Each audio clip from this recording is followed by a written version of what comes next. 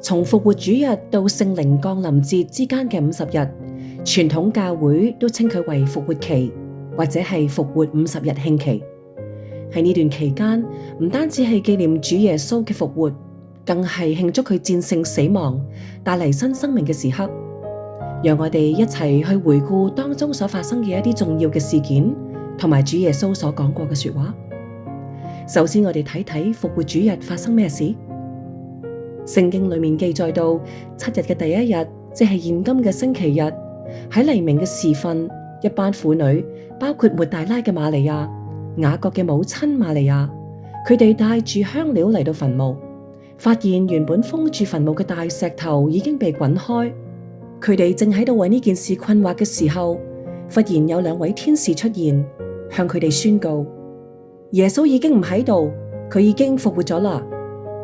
抹大拉嘅瑪利亞好匆忙返到去話俾彼得同埋約翰知，彼得同埋約翰就即刻跑去耶穌嘅墳墓去睇下發生咩事，而抹大拉嘅瑪利亞亦都跟住去。佢哋果然發現耶穌嘅身體已經唔喺墳墓裏面，佢哋成為第2批見證主耶穌空墳墓嘅人。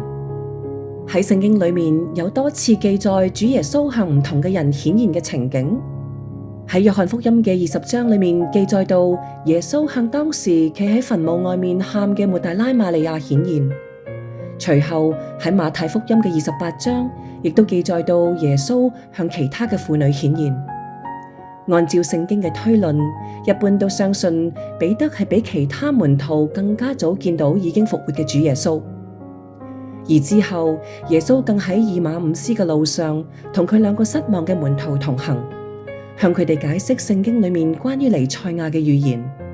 當佢哋一齊擘餅嘅時候，門徒認出耶穌，但係佢已經消失咗。呢2個門徒即刻返到去耶路撒冷，遇見耶穌嘅11個使徒同埋其他嘅信徒，同佢哋分享喺路上所發生嘅事。就喺嗰個時候，主耶穌再次向佢哋顯現。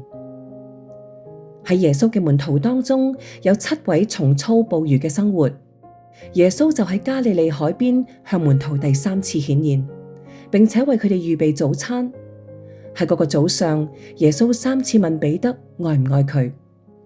而使徒保羅亦都證明主耶穌除咗向12使徒顯現之外，亦都向至少其他500個門徒顯現。而佢自己亦都喺前往大馬士革嘅路上親身遇見復活嘅主耶穌，成為佢真理嘅見證人。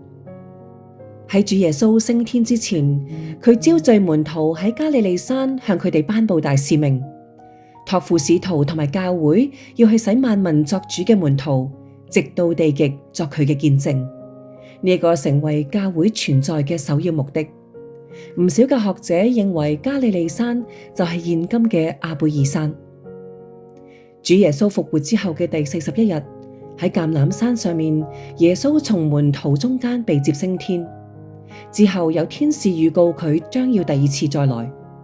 至於有幾多人見證主耶穌嘅升天，因為聖經冇具體嘅記錄，所以對於見證人數有唔同嘅推論。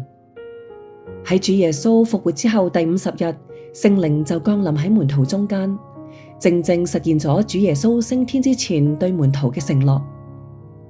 復活50日慶期係以聖靈降臨嗰一日就結束。喺呢50日裏面，唔單止係歷史嘅紀念，更係一段屬靈嘅旅程，邀請信徒活出復活嘅生命，喺日常嘅生活當中活出屬天嘅價值同埋樣式。